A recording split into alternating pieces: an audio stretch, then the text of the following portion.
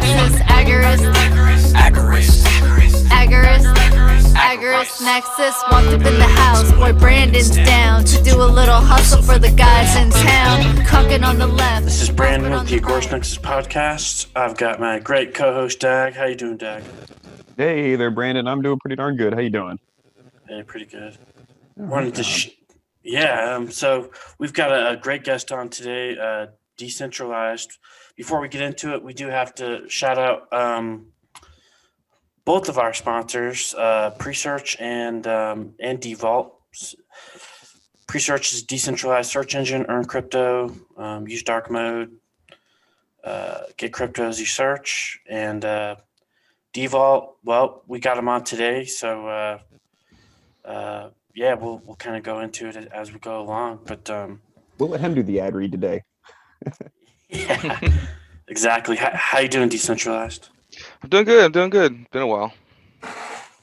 Oh yeah. What Good minute. So I guess we haven't talked with you in a while. We just wanted to kind of see just kind of like an update on the project. What do you guys got going on so far? Yeah, so for the most part, everyone's been DeFi season heavy lately, so we thought we'd jump into that ring. After Spock passed away, sort of the end of the year last year, we had to kind of sit back and see kind of where our real skill lies and what we could do with our time to be most effective for the project. And I think one of the things we saw was that forking Bitcoin type, like a Bitcoin Cash type project like DeVault is kind of one of those things where you have to either have a really big budget, like millions and millions of dollars, and constantly be able to fill that budget up and those coffers, or you got to be really clever and figure out kind of what's it going to take to be a 20-year-long project. And I think a 20-year-long project has to come with the caveat of we don't know what it's going to look like in 20 years yet. So that was always part of the ethos, I think, at the beginning of DeVault, is kind of trying to stay alive and survival of the fittest sort of cryptocurrency mindset. So as much as Bitcoin type structure is great and cash type transactions are great, it only works if there's like mass adoption of the platform for the most part, right? So I think one of the things that we're looking into is just sort of getting a little lay of the land as how it's changed compared to when Bitcoin launched. I think diving into DeFi and working with Solidity projects and building on the Binance Smart Chain, which was what we've been up to for the last couple of months, and then as of most recently, we've started building on the Phantom Network, which is sort of a layer 1 Ethereum competitor / fork situation with another consensus mechanism.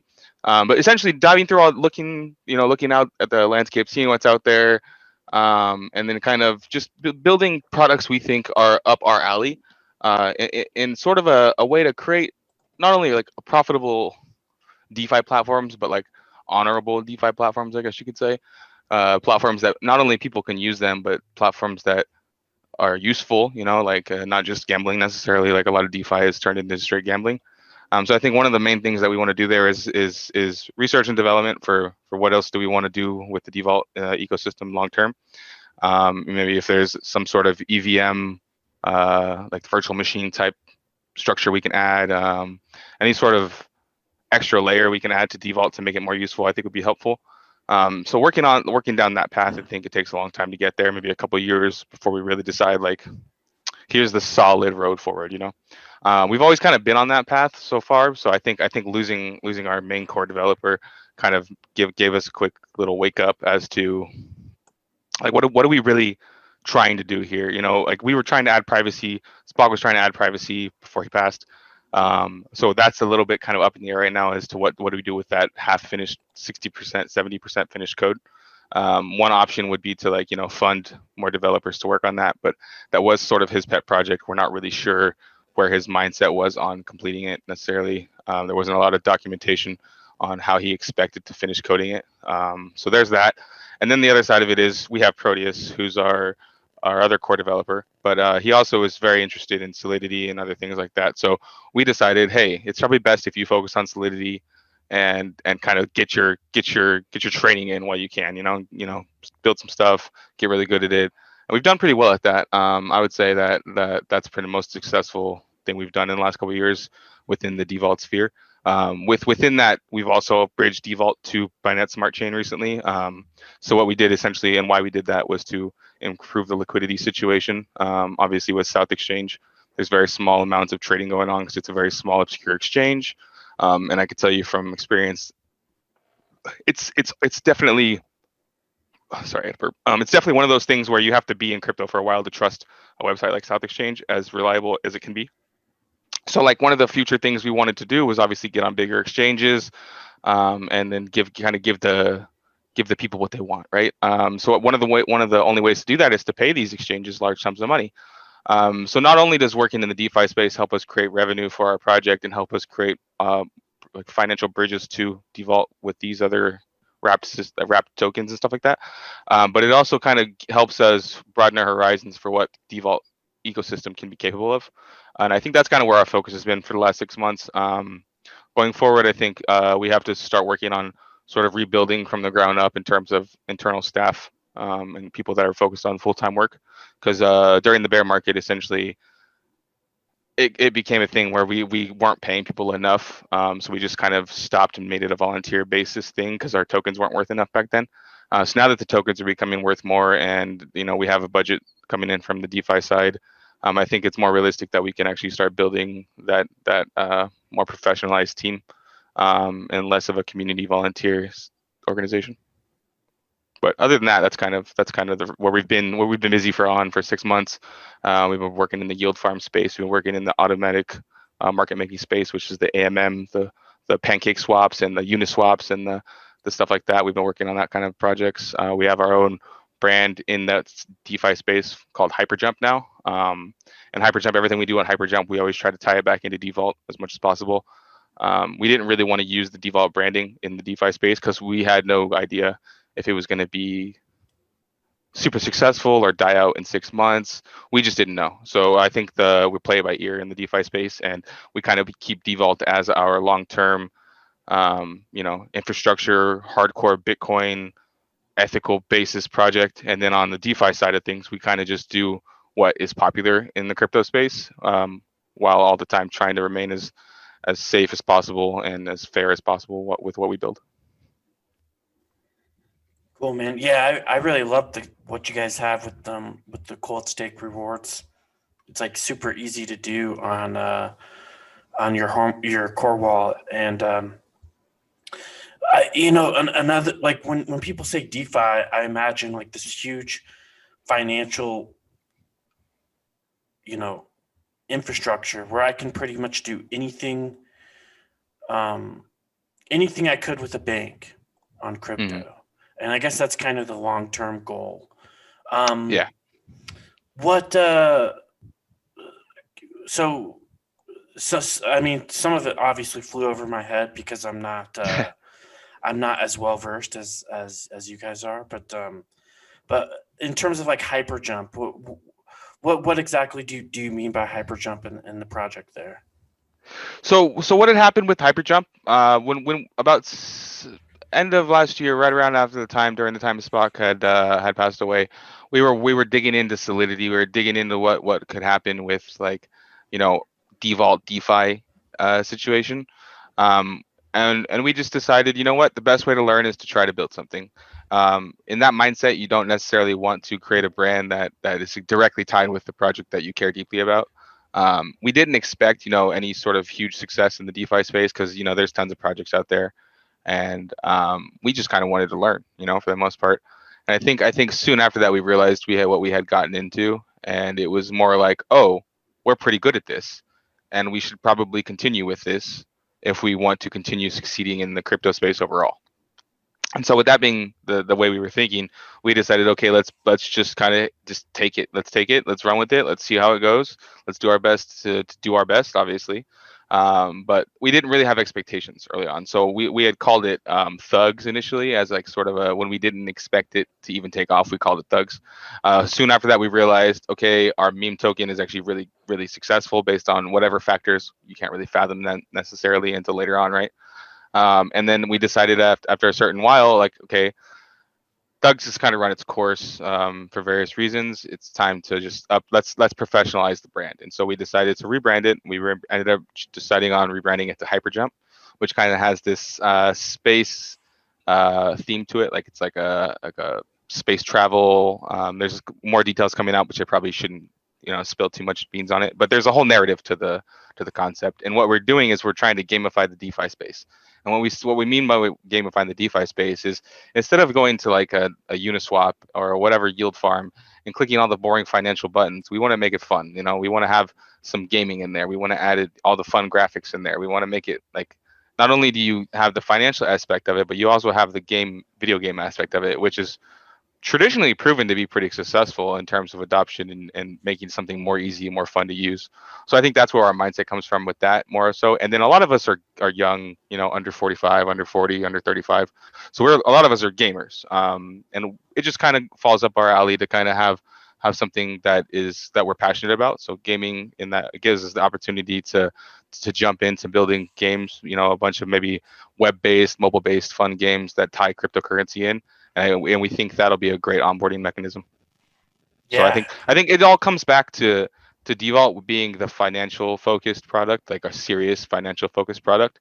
And then our Hyperjump stuff is more like the DeFi gamified, the stuff we want to tie into DeVault maybe later on, but it doesn't really vibe with the branding right now or the purpose of what DeVault is being used for. And then on top of that, like it's very expensive to develop for DeVault. To get anything really substantial accomplished for that. So I think the better like development mindset on that side would be to still focus on the DeFi stuff, because it's so much simpler to work on those projects, and you generate more user base, more revenue, more everything you need to make something like DeVault successful. And then you can turn around and not have to worry about how expensive it is to hire a C developer or something like that. As opposed to right now, most of us would go broke trying to hire someone of that caliber, Yeah, it makes sense. So, I guess I'm trying to figure out Hyperjump. Is it like its own? It's like its own token, or yeah. So at a fundamental level, basically, without all the other stuff I was saying about why we did it, essentially what we decided to do was we wanted to build on Ethereum, obviously, but that was during the times of like $350 transaction fees. So when we decided to look into Ethereum, it was right around September. We were looking at building on Ethereum. That was right when Binance Smart Chain had launched. I think about a couple weeks later. So we were actually the earliest token, like 2 weeks after Binance Smart Chain launched, was when we launched our original ERC, our I guess BEP20 token, right? We were doing pretty well, and then one of our guys we've known in crypto for a while had a sort of I don't know, he wanted to be dramatic, and so a bunch of drama happened like it does all the time in crypto. So we had a little bit of a fumbling for a couple weeks. We had to get back on our feet, rebrand, all that kind of stuff. And then I think after that, it was just kind of, it had already all of a sudden it had been 3 months. We didn't even know it had already been 3 months into crypto.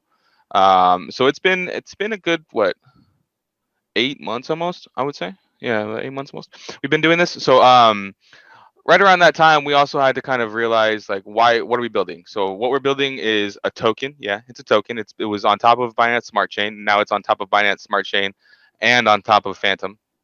And we're doing sort of a multi-chain approach because you don't want to put all your eggs in one basket necessarily in the DeFi space. And on top of that, they all have sort of competitive advantages versus each other. So we feel like if we're like everywhere at once and doing as many of the good platforms as we can, we have the best chance of succeeding as a platform long term. But I would say like the tokenomics are designed in a deflationary aspect for one of the tokens, and the other token is a sort of inflationary farming token that's used to reward yield farmers, liquidity providers, and things like that. So essentially the idea there is that it's standard DeFi more or less, but we've added a lot of upgrades in terms of our own flair on the tokenomics, or our own really high level user interface designs compared to the 98% of everything else is a clone of Uniswap and nothing much more, or a clone of PancakeSwap and nothing much more. So we tried to really go on next to the next level and set ourselves apart from all these people that are just kind of part-time developers. On Binance Smart Chain, we ended up realizing it was a little difficult to be successful in that environment because the culture of the user base seems to chase false promises, to say that in a nice way. And so what people can do in Binance to be really successful in the BSC ecosystem is to essentially make design a really short-term successful project and have no understanding of how it's going to succeed after a few months, and then they can at least still make some money real quick and they can get out. So a lot of the developers are ending up in that situation. There's a couple projects that try to do it the right way, but it's very hard to compete in the Binance ecosystem when it has this very and I need to tiptoe when I say this, I guess, but this very like organized ecosystem in terms of who owns what and who's involved with who. And if you're not part of that organization necessarily, you face a very uphill battle with being successful. So essentially, it's a bureaucracy on a blockchain, in my opinion, right? And that's a nice way to say it, right? And just because we have a project there, I don't want to like trash everybody, but there is some downsides to some of the cultures aspects of each blockchain system, right? And then you have like the Phantom ecosystem, for example. We've realized more recently is very young. They're very fresh in terms of like they don't necessarily all understand all aspects of the DeFi space, maybe as the Binance guys do, because the Binance guys are used to getting scammed every week.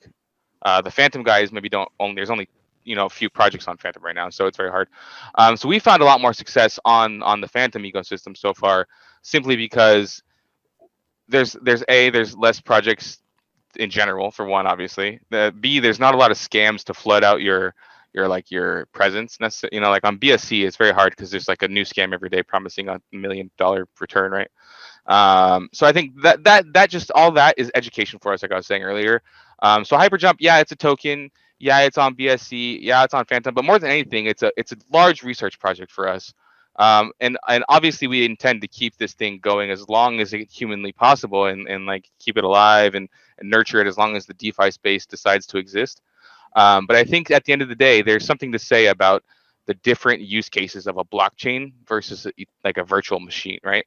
And so we don't really want to necessarily mix what DeVault is and does currently with all the tokenomics and the tokens and those type of situations. It would be much better to kind of have two ecosystems coinciding. So like a DeVault and like DeVault tokens on all these other networks. And where you can have the ability to bridge between maybe Binance Smart Chain and DeVault, or maybe DeVault and Monero, and maybe what I mean, just kind of have an organization with our mindset on how people are using our token to focus on all the bridges between as many high liquidity projects as possible. And that's kind of where we're trying to tie the DeVault and the Hyperjump together. Cool. How would I go about getting these Hyperjump tokens? For the most part, the only real connection, like let's say if you wanted to like use DeVault to do it, it's kind of difficult to do that right now. Mostly the wrap DeVault concept on Binance Smart Chain, it was to increase the liquidity available. So what we had done is made a basic token, more or less just a simple token with some locks on it and stuff like that. And we have the ability to, based on the DeVault that comes into a multi-signature address that a few of us have access to. Essentially, we check that address, we print whatever amount of tokens on the Binance Smart Chain are in that address for the Binance Smart Chain vault, more or less. And now you can print those tokens onto the Binance Smart Chain and wrap them, and you have what we call wrap DeVault, and you can use the wrap DeVault on like the Hyperjump farm, and you can get some yield for providing liquidity, or you can provide liquidity just to get fees for it, or instead of trading into the $1,000 of volume on SouthXChange, you can take advantage of the $100,000 in volume on the wrapped DeVault token on Hyperjump. So I think that's kind of where those use cases come into play right now. If you wanted to actually just get it in a simple way, it's obviously the simplest way is to just use the Binance token, or use the Phantom token, and then kind of visit the Hyperjump website, and it'll let you choose between Phantom Network or Hyperjump Network. And then you can just swap one of those various tokens for the Hyper tokens, which different tokens on different networks have different names. So like, for example, on the Binance chain, we called it Hyper Burn because it has a very high burn. It's like a deflationary token, right? And then we have Hyper Alloy, which is like our farming token. But on the Phantom ecosystem, we have our farming token is named Hyper Aurelium, because you can't have the same name. It's just kind of confusing. Also, we don't want to ruin our ecosystem by having it be too cross-chain and then the APRs suck on both sides. So it made sense just to have a new token for each ecosystem. And I think a farming token and a deflationary token pair well together because one is the governance / holding mechanism, and the other one is that daily profit yield system. So that's kind of where we see like the purpose of it. So if you were to buy it for any reason, it would be to do one of those things. It wouldn't just be to own. You don't want to buy Hyper or Beryllium and just hold it because it's inflationary. So you have to be using it for what it's meant for. If you're just holding it, it's just going to drop in value. You might as well just have your DeVault instead and make that monthly stake. Yeah. So then you've got your you've got the inflationary, and then you've got the yield, right? Yeah. And so the yield would be kind of like that'd kind of be like staking too. Is that right? Yeah, so they do it a little differently. So with the DeVault ecosystem, you hold the DeVault, and after a period of time, you get a payout from the network. It just kind of gives you an interest payment, right? And then you have to either hold that, compound it, or sell it. In the DeFi space, a lot of the time what they do is sometimes they do the same thing where they have that same token be the farming token, and that's all they have. But it seems better off, and we've seen a lot more success with having multiple tokens and having one token be just meant for the yield farm. And it's okay if it goes down in price, because the person that is doing it properly, that follows instructions and knows how to use yield tokens, right, can basically put their $100 or whatever in yield. Maybe it loses 20% over the term of their deposit, but they made 40% in rewards. So it kind of evens out at the end of the day, right? That's the right way to do yield, or provide liquidity for a deflationary token and earn the inflationary token. And then as you earn it, just sell it immediately and then put that profit into something that's not inflationary.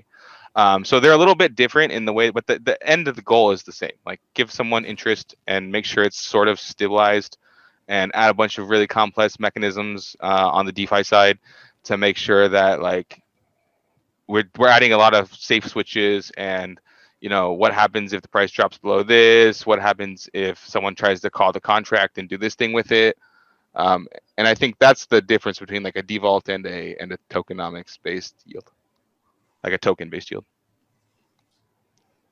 Cool. And it's not a blockchain. Like, it's a blockchain, but it's like a token is different. So like a coin, I don't know if most people that listen to you guys would know the difference between a token and a coin, but essentially in my mind they are big. There's a big difference.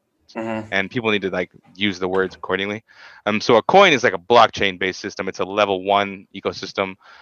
So like on Phantom, for example, or on Binance Smart Chain, the coin would be the Binance chain token, or the Phantom token, or Bitcoin's coin is Bitcoin. So I think people forget that if they use the word token, they're not talking about a Bitcoin. They're talking about something that exists as a layer 2 asset. And I think that the difference is A, wording, and B, also maybe legal later on. Like, like maybe there's something along the lines of tokens are all going to be considered securities, and maybe blockchains aren't. Who knows? We don't really know what's going to happen with that, right? So I think all those things come into play. So that all of those would kind of bring me back to a point I said a little bit earlier about, like, we wouldn't want to rush updating DeVault too much, just do it and make it into like something like Ethereum necessarily. But maybe down the road there's some world where we can have an extra platform on a layer 2 system on top of DeVault, or similar concepts like that. Right on. So yeah, I'm really glad that you made the distinction, because a lot of people get that mixed up. Like, there's a big difference between like Ethereum and all of these tokens that run on that blockchain. So Yeah. Yeah, and it's an easy one. I'll often wonder if I'm using that kind of terminology correct. Like, I'm sure there's a difference between coin, token, et cetera. So yeah, that was great. Cool, man. What can we expect to see out of? I know you guys are mostly working on DeFi right now, but do you guys have any plans for DeVault later on? Yeah, so I've had a lot of people in Discord, and like, even it's so funny actually right now, and don't take this the wrong way. It's like we know it's a problem, but the website had a what's it called? Wow, I'm blanking out right now. A certificate, like, the Ssl certificates. So we had a automated, like, paid $30 certificate, and it went away like a couple weeks ago. And we were so busy the last couple of weeks working on Phantom launches that we haven't even updated the certificate. So if you go to the DeVault website right now, it just has like a warning about SSL, and like you have to go through to the next page right now. And so probably so many people are like, oh my God, they don't care anymore. And then I got a lot of people in Discord like, why is the price low? But it's like, I've been over here buying like 1 million DeVault a week. I mean, at this point, like if people don't get it, I don't like. I've gotten the attitude of like it's not my job to run around forcing them to understand. Like they're going to do the research and figure out what kind of cryptos are good for them or they're not, right? And if I'm out here telling people like you got to use this and they don't understand why, then it comes to the point where we get a lot of users that like as soon as the price goes up, when we saw this, we had a big 600% pump over like a 2-week period, like 3 months ago when we did the wrap default thing. But as soon as wrap default came live, people just started selling, and it was just like, what the heck, guys? Like we had a whole bunch of people that had just gotten in for the short term, quick pump or whatever mindset they had. So that really left a bad taste in my mouth because we had a lot of people that were in my DMs or in Discord talking about, oh my God, you guys lost me money. And it's like, well, I didn't sell, and I don't know anybody on our team who was selling, so I don't really know what to tell you. So that kind of was like, well, we don't really need to be pumping the price, we don't need to. It should just work, right? So we went back down to from like a $12 million market cap down to like a $750,000 market cap right now, and I'm totally fine with that, honestly, because as soon as we add a next bridge to Phantom, or as soon as we decide what we're doing with the privacy situation, or as soon as we just start putting money back into DeVault, like actual thousands of dollars for development funding or whatever it may be, like those things don't need to be marketed necessarily, they just need to be done, right? And so in my mind, I'm telling people on Discord, like, hey, if you want to buy, if you want to accumulate at a low price, well, we're not doing a lot of work, we're kind of just sitting back and seeing what the industry is starting to look like before we make our next move, by all means, go for it. But if you don't, and you want to sit here and complain to me about why didn't I double my money like I could have on PancakeSwap today, you should probably go buy something on PancakeSwap today. And that's what I've been telling people. So like, there's a little bit of a disconnect, I would say, between my attitude and like on the development side and something a user might want to see. So I totally would understand that people would say, oh, there's not a lot going on right now, and I would totally probably agree with them in that situation. But I just do want people to know that we aren't like, there's no world where we give up on DeVault. There's no world where it's not in our mind what we're doing next. It's just that there's only so much time in the day. DeFi takes a lot of energy out of us right now. So as soon as it kind of becomes less, white hot in the sense of popularity, of course, we'll be able to put more time back into DeVault and hire people to work on DeVault more. But I think it just is more success. It's more reasonable and more logical for us to basically be focused on DeVault later on and focused on DeFi right now. And DeVault will always be there. It does what it does. We don't even need to develop for it, and it'll still work. The difference is if we want the hype to come, if we want more use cases to come, then obviously we have to develop for DeVault. The problem is those things are very expensive. And in order to pay for expensive things, you need to make money first. So that's kind of what the catch-22 problems we've been in for a couple of years.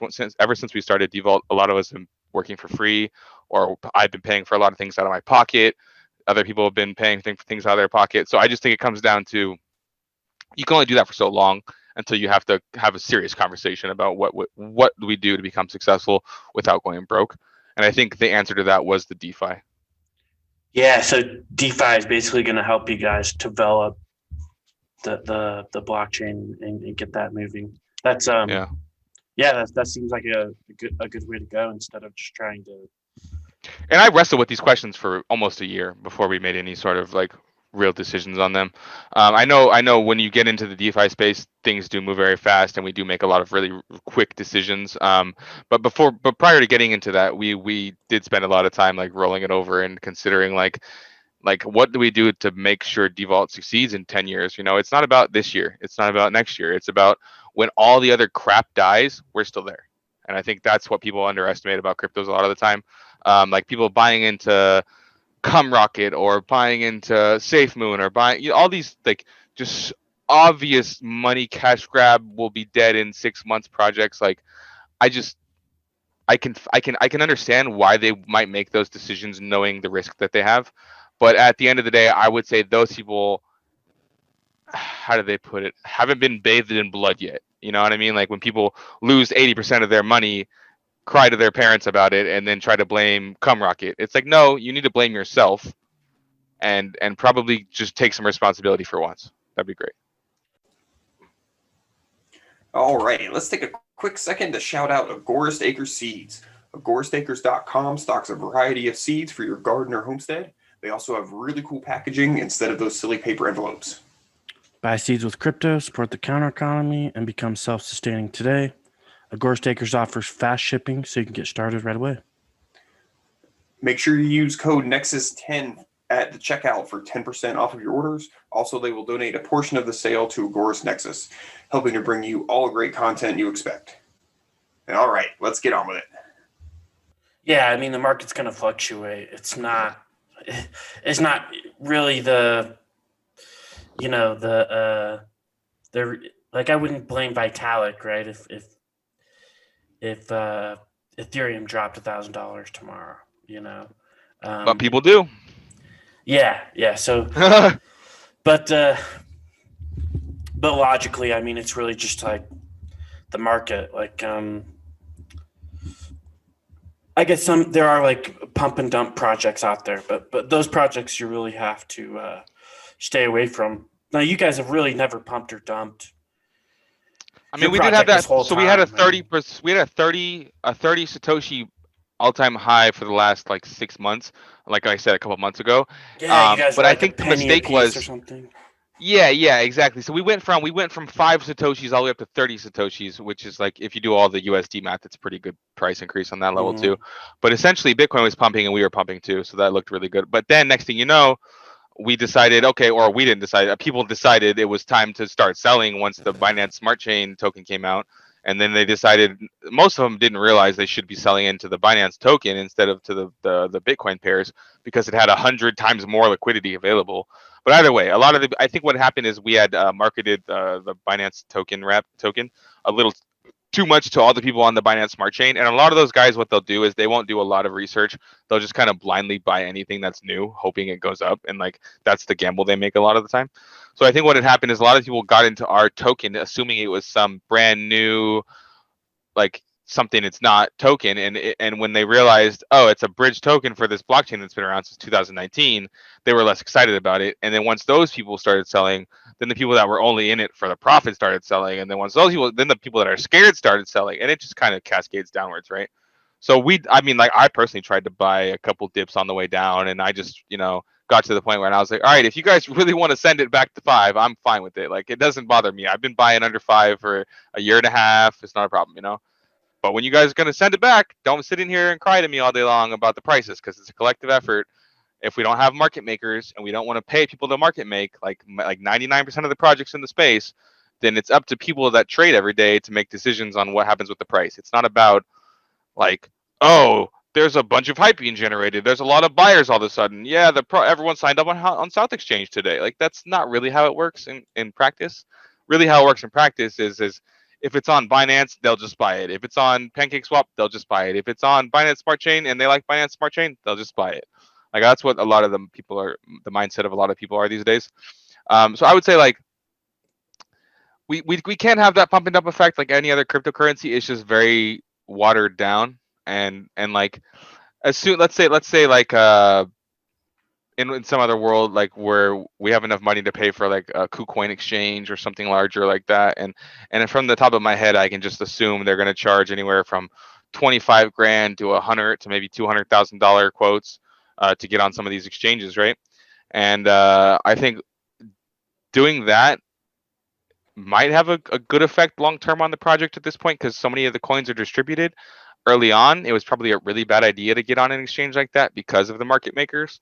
And then if you have market makers that early and people that are trading for profit all day long all early, they're going to whale your coin. And if they whale your coin and you don't have any distribution and it's still being distributed, they're going to get a large percentage of that coin. And if they have a large percent of that coin, you are at the mercy of that whale forever. So I think that was something that had to be ironed out over a couple of years. You can't just airdrop everybody for distribution. You have to have a healthy earned distribution system. So I think we've kind of had that play out. And so going forward, we can obviously just kind of do the things that everyone else does. Hopefully that doesn't result in those pump and dumps, but I mean, it's possible. Yeah, I mean, you can't really control if some random guy buys, $10 million worth and it jumps up and then sells it. It's not really. Well, the worst part is if you do everywhere. buy it up, a lot of the time, a lot of our community aren't really traders. We don't really attract traders because we don't have an environment that's conducive to daily trading. So what'll happen is the experienced guys that find us are essentially going to wail on everybody. Everyone's going to buy all their. They're going to push the price up with very little money. People are going to get excited. They're going to start buying, and that guy had already accumulated like 2 weeks ago or something like that. And so next thing you know, he's got like 3 or 4 million coins that he just made go up 700%. What's he going to do when he does that? You know, he's going to just sell them all, and then we look like the guys that are doing this kind of activity, and it's just like, man, like you got to either have a lot of whales at once or none. Like that's kind of the way it has to go. Yeah, it's definitely a crazy environment. But I mean, thing is that you guys have been around since 2019. So I mean, it's not like you guys are just in it to pump it. You're in it for the long term, and then that's what I really like about the project. I had another question, but I think I got sidetracked. I'm drawing a blank here, but did you have any questions, Dag? Bro, I'm just trying to keep up. Yeah, you guys are good. I had my daily coffee today. I woke up a little late, you know, got a little bit of energy.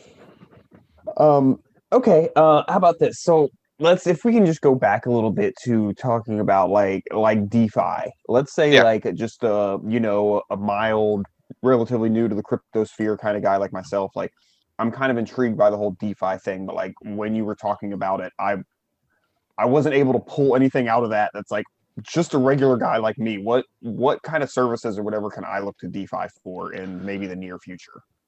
So the simplest way to understand DeFi is someone who maybe just has a surface level like daily integration with Bitcoin or something like that. Like you maybe use Coinbase or something like that. You know how if you go to like a bank and you put your money in a bank and they use your money to make some money and then they pay you savings account interest? Sure. Like you know how maybe proof of stake models work, and they say, hey, put your coins, buy these coins, and like sort of like the DeVault cold rewards, and then you get a payout after a period of time. Essentially, DeFi is a very Lego-like, interest-based system. Like you can make all these different interest-based mechanisms. You can have different sort of investment pools. You can have sort of different mechanics based on how much money is invested and what those people are investing that money to do. So let's say the yield farms, for example, are one big thing in DeFi. And what you do with the yield farms is you essentially deposit your tokens, get paid out in a different token, and sell that token to make money. And so you're not really selling your tokens, but you're staking them. But you're not earning more of the token you're staking, you're earning something else, right? But it's working for you. So it works. I mean, yeah, if you it works for, just like with all financial instruments, it works for most people. But there's a big chunk of people that lose, So I would say like it's risky in that sense, is that like if you don't really have the high level comprehension of what DeFi is and how to use it and how to use MetaMask and what gas is and what GUI is, like it's difficult. But at the end of the day, if you have someone show you kind of like a quick 10-step program, it's pretty easy for someone to learn. Maybe you don't understand the fundamentals of everything going on behind it, but do this, make a little bit of money, sell it, take my money out later on. Hopefully I made a profit. That's essentially the agreement you have with most DeFi platforms. They always change a little bit on the design. Like some of them make you put your staking coins in, like let's say you put your Phantom in and you earn an NFT, or let's say you earn, like I said, like that new other token, but that new other token you can also use for other things to earn more money. So like with Hyperjump, for example, what we have the Ori is our farming token. So you put anything into our farm, which is like our liquidity farm. Like you help us provide liquidity on our swap by putting your money in a decentralized, mostly decentralized, like 90% decentralized fashion. There's a little bit of manual buttons in there, obviously, from the developer side, but most of it is your money's like 99% safe. Like there's not really anything to worry about for the most part. There's obviously hacks that can happen in any software projects down the road since it's so young, but for the most part, like you don't have to worry about someone doing anything with your money. It's unless you buy something like this, like obvious scam, you didn't look at the research or something, right? But anyways, point is that you put your money in, you start earning this token. Now you have the option of A, selling this token, or B, using the token for what they tell you it's for. A lot of the time it'll be for like additional staking mechanisms. Other times it'll be for governance mechanisms. Sometimes they'll just do it for fun, like NFTs, or for like just meme coins, like just Doge and troll coins and just stuff like that. But for the most part, it's just like most cryptocurrency ecosystem. It's just built on top of a layer 2 type protocol, like with tokens instead of all these things doing different blockchains. So imagine DeFi as like the overall cryptocurrency ecosystem, but on a singular blockchain. Okay, right on. Yeah, it's like it's nice to have like like crypto sitting there, and yeah, it's typically increasing in value, which is nice, but it's nice to have like an investment like doing work for you. So like I like a lot of the utility coins for that purpose, like like you guys have a cold staking, which is great and actually very easy to use and Yeah. everything, and that's actually worked out pretty well for me. But like Presearch, they have their token that's how their advertising function. So like if you hold their I don't know. Okay, I'm not calling it a token or a coin, but Yeah, either way, it's like difficult. Probably a token sometimes. okay, so you're holding this, but then like you can use it. That's how their advertising works. So it's working for you. It's Mhm. doing advertising for business you might have, while you're also having it. Same thing like a library or Odyssey or whatever. Like that token Right. has a use. It has a practical use. So it's other than just sitting there, and increasing the value is always nice, but actually having something, being able to use it or make more off of it's a really really cool idea. So yeah, being able to venture into that with in the crypto space would be great. The way that like a savings account and like a bank is supposed to work on the surface level, right? You loan them money and they loan it out Right. and then give you interest. So I don't have a problem letting somebody use my shit, especially if we have some sort of like semi-contractual thing. Hey, you do this, I'll get this back. Hey, that's great. Exactly, yeah. And I think the contractual part is the key that we probably didn't even touch on because it's not the part that interests me most. But essentially, all these things are smart contracts, and smart contracts are essentially to say, let's figure out all the things we can do on a digital, financial level, in simple terms. Like, obviously, that's not the definition, but so let's say we use smart contracts to literally recreate and redefine the financial landscape. Then you're going to obviously have this ecosystem, this early ecosystem of testing and people just making any and everything they think they can. And a lot of the time it takes years to actually iterate the good ideas. So what you'll have is in between the good ideas, you'll have everyone copying one good idea and trying to bastardize it as much as possible so they can make money. And the next thing you know, V4 of XYZ project comes out and it puts all those other projects to shame and they die. And that's innovation, I think, in a blockchain world. But people look at it too much and they say, "Oh, all of DeFi is a scam." And it's like, yeah, I mean, there's a lot of Ethereum had its day in the sun for scams. I think Binance is kind of taking that crown right now for being the go-to platform to launch the cheapest, most profitable crap coin you can, crap token, I guess I should say. And then I think that's going to continue to happen. So like, let's say Phantom becomes the next thing that everyone wants to use, or Avalanche, or Solana, or whatever it may be. It doesn't necessarily matter. I would say 100%, but a lot of them are going to have their day in the sun at one point, and at that day, they're going to get all the scammers. You know what I mean? And it's going to be the best place to scam people at. So I think at the end of the day, it just comes down to like what we were kind of talking about at the very beginning. It's just like, in 10 years, what is this going to look like, and who's going to be here building still, and what products are going to stand the test of time. And I think DeFi is so young that you can't really tell what products are going to stand the test of time yet. Like even the big concepts like the swaps, and maybe there's critical errors that are found later on based on some new integrations with some Bitcoin, Coinbase, whatever, Bitcoin swaps, whatever it may be, right? And we lose billions of dollars. Who knows? Nobody really knows right now, but that's just the cost of doing business in the crypto space. And like I would say in 10 years, ideally speaking, like all of it is connected somehow. And that would mean that you can even use your Bitcoin. You can already do it kind of like use your Bitcoin to create yield, but you have to wrap it, which isn't necessarily Bitcoin anymore. You're just kind of giving your Bitcoin to someone else and they're giving you a token. So I mean, like, there's a lot of improvements that can be made. Things like BlockNet. When BlockNet's, I'm not sure if you guys are familiar with BlockNet, but BlockNet's like a decentralized exchange without like the Ethereum level integrations. It's like a blockchain to blockchain.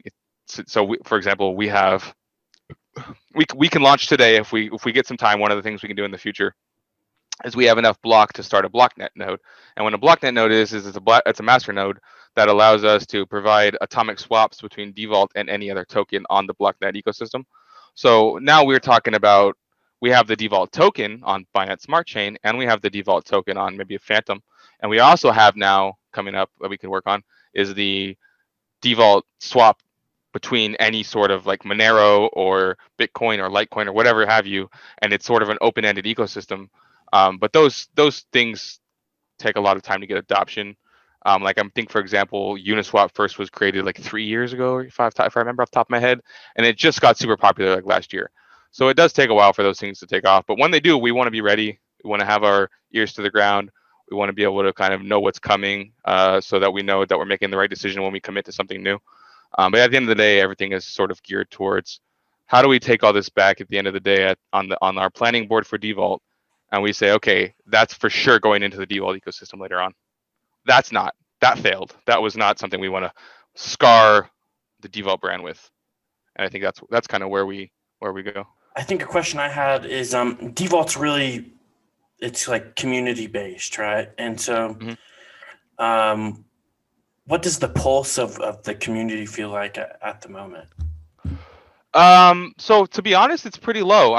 Like ever since end of last year, right before Spock passed away, it was already really stressful. It was already really, we were really feeling the grind, the burnout, I would say, to be honest. Going into the DeFi space kind of give us a little bit of kick in the butt. It reminded us why we like to do crypto. So that's a good thing for one. It's also provided us with a good chunk of change to kind of reinvest it back into DeVault, on a personal level, and B, on a more professional level. So I would say that those things are already occurring. The pulse itself should probably get a lot better in the near future. But I would say for the most part, everyone's kind of just hanging out. They're kind of, if they want to be buy-in and they trust that we're doing something long-term, and they trust in the things that I'm trying not to promise them, then, that's one thing. It's like I have to walk this fine line, being the guy that everyone wants to ask about the project, and like I don't even make all the decisions. I have to work with the developers, and I have to work with the community people that have been around for a long time to make sure that I'm not doing something to bastardize the project in their mind. But for the most part, like it's kind of come down to there's very few people doing a lot of really heavy lifting. So myself included, I've had to back out from a lot of the day-to-day just manual management stuff, like dealing with the people in Discord, answering the day-to-day wallet questions, like that kind of stuff has suffered quite a bit because of DeFi. So one thing we hope to do is kind of get people hired up to focus on just day-to-day helping people, make sure that we have the moderators that are available in chat. As soon as Proteus has time to kind of, game plan with me on what we want to do next. Obviously, if that's hiring new people, if he has some ideas that he wants to implement.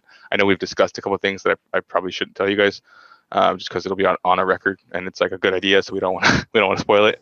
But we obviously are always thinking about what to do next. I would say as soon as we decide on which one of those things to do next, other than simply bridging tokens for DeVault, I think people will get a little excited about that.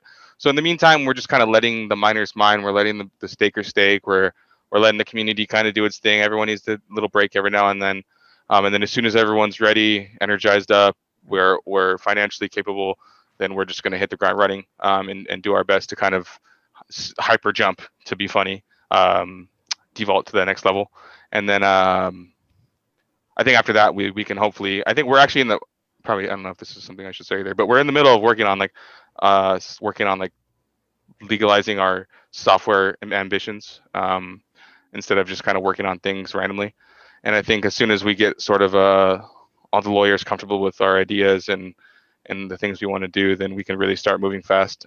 Historically speaking, we've kind of just been crypto guys, doing things out of passion. And I think it's time for us to kind of step into the professional realm a little bit more, and a little bit less of the community oriented, like volunteer-based mindset. There's a little like bittersweet in that circumstance too, right? It sucks. Like, it does. Yeah. Like sometimes the step up, it's like, man, I kind of liked our, there's something kind of nice about being a little smaller, I don't know if it's less pressure or whatever, but it's like, yeah, you kind of gotta, put on the suit instead of the, whatever more comfy clothes you're used to wearing or what have you, get to work. But, I guess it's just what you got to do. Mm-hmm. Yeah. And that's what we had to that was one of the things that kind of made me sad, wrestling with that understanding of how to progress forward in a successful way, was just like, in my heart, that's not what I want to do. In my heart, I want to just remain the guy on the internet, having a good time, doing things out of the fact that I want to be doing them. But I think we've gotten to the point where we've hit a glass ceiling without that next level, without that doxed guy that can go talk to all the exchanges and fork out 100,000. Like that's that gatekeeper mindset I've always hated about crypto, that you have to have that to succeed. But I could see these days how, like, if you don't do that, you might as well just, it's not worth the effort if you're not going to expect to do that at one point. Like, why get into crypto and try to be successful if you just want to stay anonymous and under the radar and community oriented all the time? Because it works, but even in all community oriented projects have some sort of structured entities on top of it somewhere. Bitcoin Cash, everything. Like, there's people paying other people to do work, legalized entities that are companies. Like, that's one thing DeVault has always lacked, is that professional mindset from people that are in the world doing actual things other than building cryptocurrencies. Like, we've always been those guys that just wanted to build cryptocurrencies, and like, that's all we really like to do. So I think once we lost Spock, it kind of, it was really sad, but obviously it makes you think a lot, right? So one of the things we had to think about is like, well, what do we do with DeVault? And we had to kind of wrestle with, well, even if we decide to keep going with DeVault, like, what do we do with DeVault? Like, I'm not a core developer. Proteus is a core developer, but he's not like Spock is. Spock had 40 years of core development. Like, he was a god. And so it wasn't as simple as just Proteus picking up the pieces. Especially since it was not only Spock working on it, it was Spock and Proteus. So he would not only have to do his work, but he'd have to do Spock's work as well. So it just seemed like one of the moments when you had to kind of take a step back and assess everything. And what we had come to realize was, like, if we want to compete, we actually have to, like, against our own passions, compete sometimes. Yeah, it's kind of hard when you lose a main guy, for sure. And may you rest in peace, definitely. Sure. What I guess one of the next steps will be, like, having to get on some of these exchanges. Yeah, for sure. I think that's the obvious one. Development wise, like, there's a lot of stuff I could throw out there, but again, every time I say anything about a good idea, people are like, okay, well, when's it ready? And it's like, well, it's still on the discussion board, but I mean, hold on now. Right. But we do have a couple ideas that involve A, liquidity improvements, B, staffing improvements, C, obviously we need to get marketing kind of kicked in the butt a little bit. I've been obviously not doing my job, and I'm not getting paid for it, but it's still my job, obviously. So we need to kind of get some people in there that can kind of do a lot of that work. I'm personally willing to fund a lot of that myself at this point, just because I need to have the time to do a lot of other stuff. We have the DAO budget that's available that we haven't been using for months and months and months. That's just stacking up. So that's something that we're trying to get more formalized, is having people be able to kind of approach the community for funding. Also, the wrapped situation with the tokens is very useful for us, because it exposes us to a whole new communities and ecosystems all at once. And I think that as long as Hyperjump's doing good, that gives us a nice runway to kind of say, hey, here's DeVault. It's not a brand new project, but it's a solid project, and here's what the goals of it is. And if we can kind of tie in some of that DeFi stuff, because essentially DeVault was DeFi before DeFi became a meme, So like that the borderless staking situation essentially is what DeFi encapsulates. And so that was one of the reasons we were comfortable jumping into DeFi, is it's kind of an extension of what we were trying to do anyways. Exactly. So I think once we learn, like, all the cool tools about DeFi, and once we learn about the best platforms and the best ways to sustainably reward users, like, we can go back and say, okay, this is all the stuff we've cumulatively learned. Let's make the best possible DeVault DeFi program, or let's make, something on another network that best supports the DeVault chain, and kind of go from there. I think right now the wrap tokens are basically just a phase one of what we can do to tie them all together. But long term, the goal is just to provide as many onboarding, offboarding mechanisms for users, have as many reasons for them to use DeVault as possible, and then obviously just kind of keep ourselves at the forefront of development in the crypto space in general. Yeah, that is kind of cool how you can take what you're doing with DeFi and maybe implement that into your own chain. That's something that didn't come to my mind at first, but that's really cool. Are there certain exchanges that you guys are looking at, or is it just kind of play by ear? Or? So from the way I try to decide, and like it's obviously open to anybody. I've had every exchange suggested to me. I've had probably 15 or 20 different exchanges in the top 100 reach out to me on Telegram with some ambassador or whoever they are that work for them. Obviously, some of them might have been fake or whatever else, but I'm just saying, assuming, let's say 10 of them were real, they always want so much money, and they always want, so it really depends on like what the users collectively agree on that they want to pay for, because either way, it's like you're just throwing money out the window, So which one or two collectively that could cost maybe 50 grand or under would probably be the one. And I would assume we can get through to a KuCoin or somebody like that. That's pretty large, but still, as long as you're a good project, they'll list you for a decent price. As opposed to like a Binance or somebody who will tell you they don't charge anybody.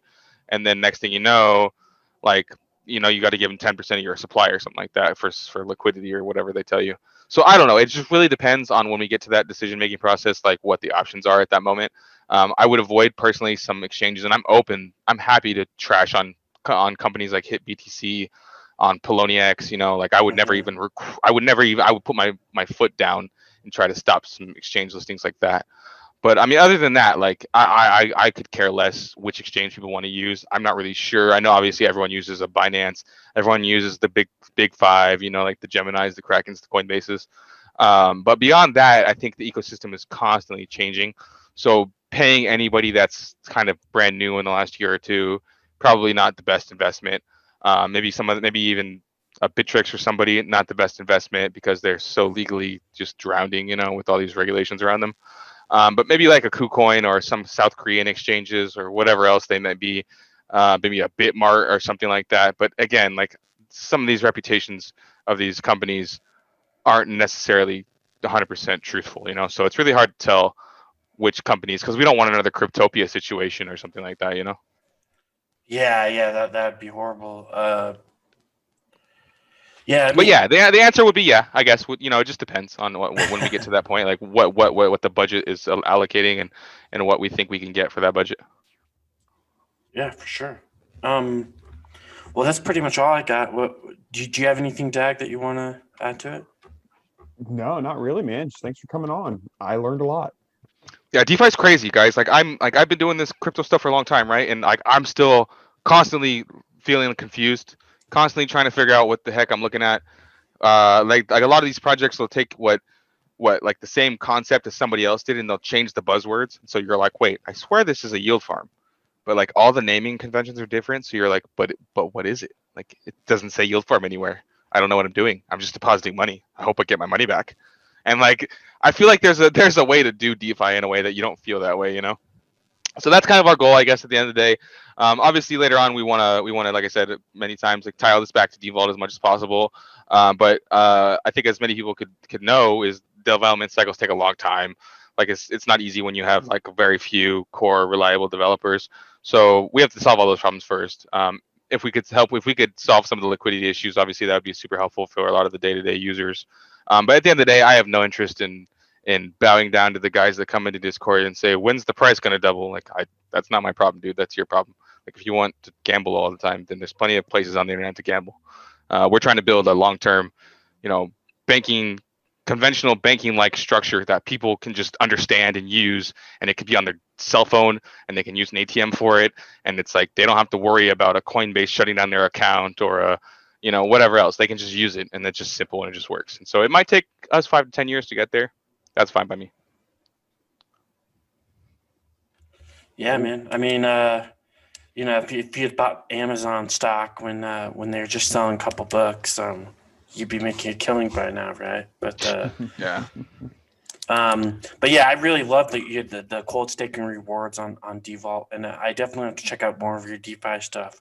But yeah, it's super easy to use, and I get more interest off of it than I would a traditional bank account. So, and if you guys want to try, like, you can use the Wrap DeVault for DeFi stuff. Like, you don't have to really buy any DeFi tokens. What you could do is use the Wrap DeVault on Hyperjump on the Binance Smart Chain for now, and you can basically provide liquidity for Hyperjump liquidity, like for trading liquidity on there, and you put it into the Hyperjump farm for DeVault. Basically, there's a DeVault like logo down there, and it starts earning you trading fees based on who's trading DeVault. So you can provide liquidity.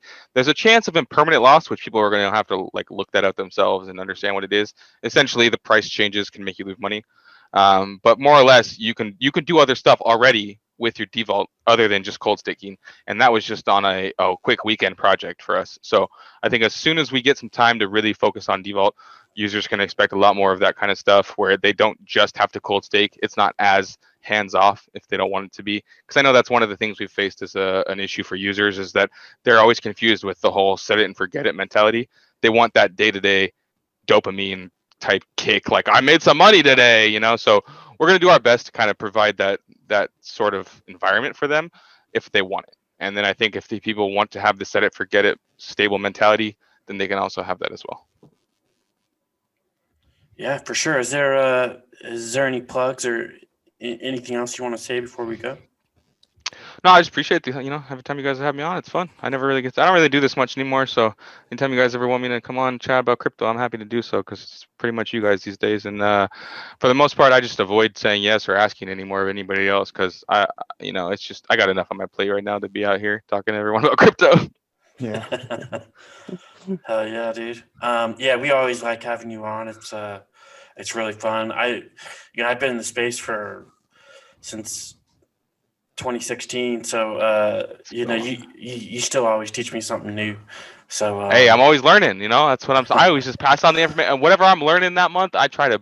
If I think it's good information, I just put it back out there.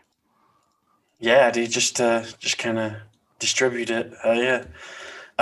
Do you have a quote today, Dag? Because I think. Yeah, I got one. All right, cool. Yeah, we'll go off that. A consistent peace activist must be an anarchist. Roderick T. Long. Nice. Agorist Acres is out. Jinx.